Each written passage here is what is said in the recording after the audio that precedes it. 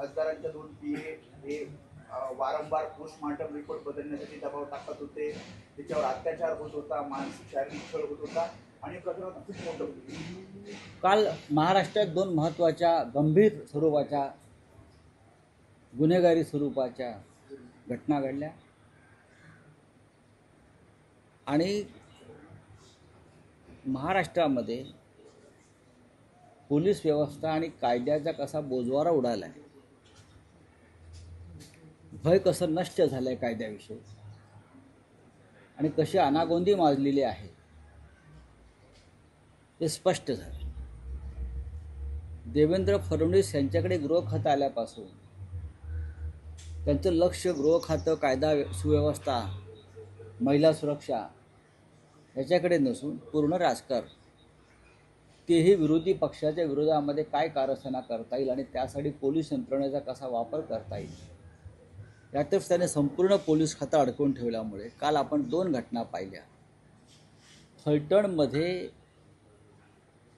सरकारी रुग्णालयातल्या एका महिला डॉक्टरनं आत्महत्या केली. तिला आत्महत्या करावी लागली, तिला आत्महत्येस प्रवृत्त केलं आणि ते करणारे गुन्हेगार जे आहे ते पोलीस खात्यातले. दुसरी घटना मुंबईच्या रस्त्यावर घडली. एका मुलीवर, युवतीवर सपासप वार करून तिची हत्या केली.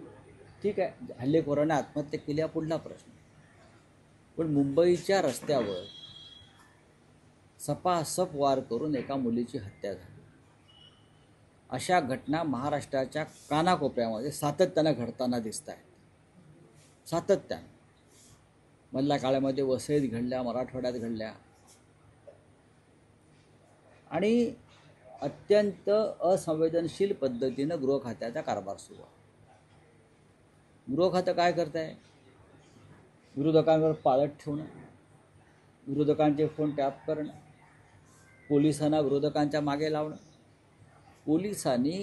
पोलिसांची जी व्यवस्था आहे ती या राज्यातल्या कायदा आणि सुव्यवस्थेच्या संदर्भात उत्तम काम करण्यासाठी आहे.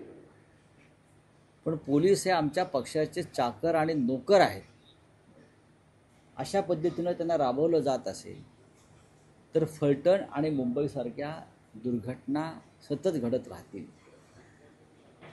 घटना घडल्यावरती चौकशीचे आदेश, विलंबनाचे आदेश, कठोर कारवाईचे आदेश, या आधीच्या गेल्या 3.5-4 वर्षातल्या घटनांचं काय झालं, कुठपर्यंत आपण आला, याविषयी जर तपशील मागितला तर शून्य आहे.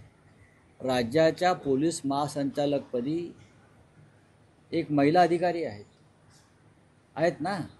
राज्याच्या पोलीस महासंचालक पदावरती एक महिला अधिकारी आहेत आणि देवेंद्र फडणवीस त्यांना सातत्यानं एक्सटेन्शन देत आहेत, कारण त्या कार्यक्षम असाव्यात असं त्यांना वाटतं आहे. तरीही जर महिला सुरक्षित नसतील आणि महिलांच्या हत्या आणि खून आणि आत्महत्या होत असतील तर मला असं वाटतं की आता भारतीय जनता पक्षातल्या त्या महान सगळ्या महिला नेत्या कुठे गेल्या?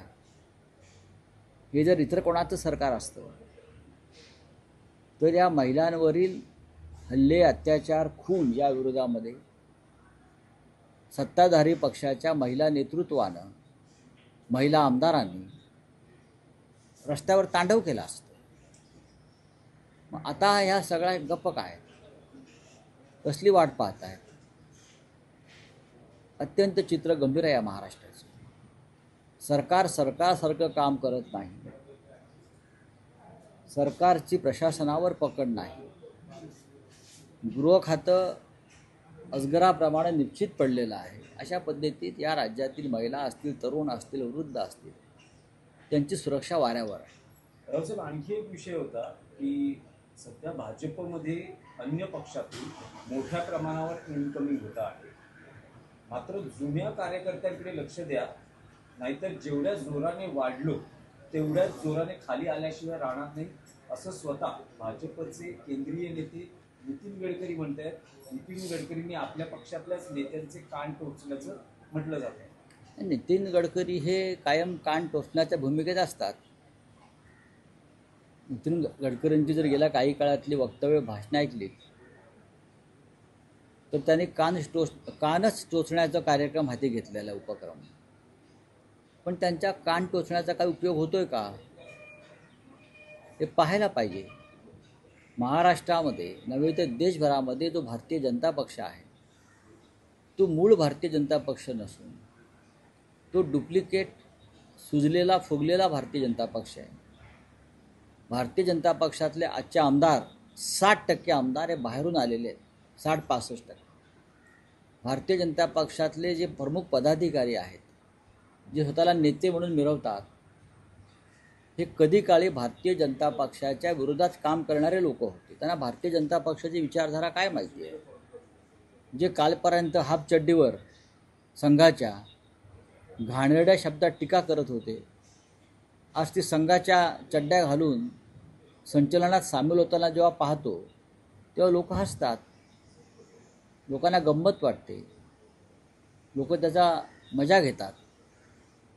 भारतीय जनता पक्षामध्ये आज त्यांच्या स्वतःचे असे 20%च लोक आहेत आणि बाकी सगळे बाहेरून आलेले हौसे नवसे गवसे आहेत. त्याच्यामुळे नितीन गडकरी यांच्यासारख्या जुन्या जाणत्या भारतीय जनता पक्षाच्या नेत्यांची वेदना ही खरी आहे. राऊत साहेब, मुंबई महापालिकेसाठी भाजपाने 150+ नारा दिलाय आणि अशाच वेळी एकनाथ शिंदे दिल्लीमध्ये रवाना झाले. बघा, मला असं वाटतं त्यांचा जो आत्मविश्वास आहे तो पाहता भारतीय जनता पक्ष 150+ नारा देईल, एकनाथ शिंदे गट 120चा नारा देईल आणि अजित पवार किमान 100 जागा मुंबईत जिंकतील, असं एकंदरीत त्यांचा आत्मविश्वास दिसतो. आणि मग आम्हाला सगळ्यांना राजकारण संन्यास घेऊन हरिहरी करत केदारनाथला जावं लागेल. जी गुफा आहे मोदींची तिथे आम्हाला जाऊन बसावं लागेल, कारण 150 120 बरं का. आणि आता अबकी बारवाले पियुष पांडे राहिलेले नाहीत, त्याच्यामुळे त्यांच्या आता अबकी बार मोदी सरकार, अबकी बार फडणवीस सरकार अशा घोषणा कोण लिहिणार. भारतीय जनता पक्षानं कितीही गर्जना केल्या तरी मुंबईमध्ये ठाकरे बंधूंचाच महापौर होईल, हे लक्षात घ्या. ह्याच्यामध्ये आता दुमत असण्याचं कारण नाही. हे जे आता बोलत आहेत हा त्यांचं वरवरचं अवसान आहे, उष्ण अवसान आहे. मुंबईमध्ये ज्या पद्धतीचं वातावरण आहे, मुंबई ठाण्यामध्ये भाजपा आणि मिंदे गटाला पराभव स्पष्ट दिसतो. राऊत साहेब, तुम्ही परवाच्या दिवशी म्हणाला ठाण्यात 70 पार होते, तर मुंबईत तुमचं टार्गेट काय आहे? आमचा महापौर होईल म्हणजे आमचं टार्गेट पूर्ण आहे. आमचा टार्गेट होईल म्हणजे आमचा महापौर 100% बसणार आणि सातत्यानं बसणार, कोणाच्याही टेकूशिवाय बसणार. मुंबईमध्ये ठाकरे बंधू म्हणजे महाराष्ट्र नवनिर्माण सेना आणि मुख्य शिवसेना याशिवाय आमचे सर्व सहकारी पक्ष असे एकत्र येऊन आम्ही 55 ते 60% मतं घेतो आहे. हा आकडा लिहून ठेवा. नाही राऊत साहेब, एक तुमचं विधान लक्षवेधी आहे की तुम्ही असं म्हणताय की कोणाच्याही टेकूशिवाय व्हा. हा म्हणजे काय समजायचं? म्हणजे आमची जी आघाडी आहे आम्हाला पूर्ण बहुमत मिळेल. आम्हाला बहुमतासाठी जे भारतीय जनता पक्षाला करावं लागतं, तोडातोडी फोडाफोडी माणसं विकत घेणं, ते करावं लागणार नाही. आमच्या आघाडीला पूर्ण बहुमत मिळेल आणि मुंबईचा महापौर हा मराठी आणि भगव्या विचारांचाच होईल. नाही राऊत साहेब, पण शेवटी आकड्यांनाही महत्त्व असतं. भले तुम्ही नाही म्हणाल, तुम्ही 70 पार ठाण्यात म्हणालात, मुंबईत असं काही टार्गेट सेट आहे का? मुंबई जागा 227 पैकी किती जागा? नाही, मुंबईचा आकडा मी देणार नाही. याचं कारण असं आहे की परिस्थिती रोज बदलते आणि सकारात्मक चित्र असं निर्माण होत आहे की आम्हाला सगळ्यांना मिळून उत्तम आकडा मिळतो, एवढंच सांगतो. उत्तम आकडा आहे आणि त्या आकड्यावरती मुंबईचा महापौर हा आमचा होणार. शुद्ध मराठी, मराठी मनाचा, मराठी मातीचा, मराठी विचारांचा आणि उद्धव आणि राज ठाकरे या बंधूंचा. नाही, पण मुंबईची लढाई ही प्रतिष्ठेची आहे.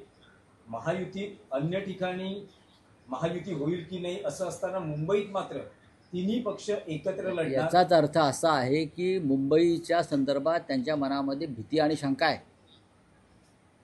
ही जे ठाकरे बंधूंनी जे आव्हान उभं केलेलं आहे, जे वादळ उभं केलेलं आहे, त्या वादळाशी सामना करणं भाजपला शक्य नाही, मिंध्यांना शक्य नाही, अजित पवारांचा प्रश्नच येत नाही.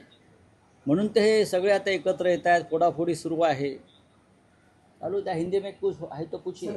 सर सातारा में एक महिला डॉक्टर ने आत्महत्या की है, इस तरह से तो महिला सेफ्टी की महाराष्ट्र में महिलाओं की सुरक्षा पूरी तरह से संकट में है.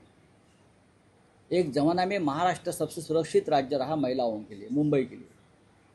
कल अगर ये घटना पश्चिम बंगाल में होती, अगर ये घटना केरल में होती, अगर ये घटना कर्नाटक में होती, अगर ये घटना हिमाचल प्रदेश में होती, तो भारतीय जनता पार्टी पूरे देश भर में इस प्रकार से हंगामा कर कि इतना बड़ा संकट महिलाओं पर आ गया है. लेकिन कल मुंबई में एक लड़की के ऊपर भर सड़क पर हमला हुआ, उसकी हत्या हुई. मुंबई शहर में जो सबसे सुरक्षित माना जाता है, फलटन सातारा डिस्ट्रिक्ट में एक महिला डॉक्टर को आत्महत्या करने की नौबत आ गई. उसके ऊपर एक पुलिस अफसर ने बलात्कार किया. और कहाँ है गृह मंत्री? महिलाओं के मामले में ये सरकार और गृह मंत्रालय महाराष्ट्र का पूरी तरह से असंवेदनशील है. सरकार क्या कर रही है? तो जो अपने विरोधक है उनके ऊपर निगरानी रखने के लिए पूरा पुलिस का इस्तेमाल हो रहा है. विरोधक हमारे विरोधी होंगे, उनके फोन टैप हो रहे हैं. हाँ, राजनीतिक दल तोड़ने फोड़ने के लिए पुलिस का इस्तेमाल हो रहा है. लेकिन महिलाओं की सुरक्षा सड़क पर है, हवा में है. 2 महिलाओं की हत्या एक दिन होती है. और कहाँ है हमारे गृह मंत्री देवेंद्र फडणवीस जी? कहाँ है लाडली बहन? क्या वो लाडली बहन नहीं है जिनकी हत्या हुई?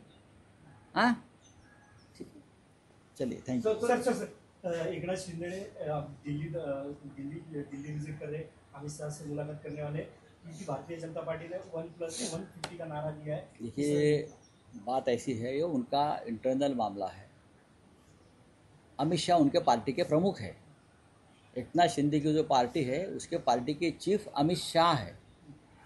तो भागकर उनके पास ही जाएंगे ना. नाम की शिवसेना है, जो शिवसेना उनको अमित शाह ने बना कर दी है. और बॉस दिल्ली में बैठे हैं उनके, अमित शाह बॉस है उनके, तो बॉस के चरणों में गए हो गए. Sir defender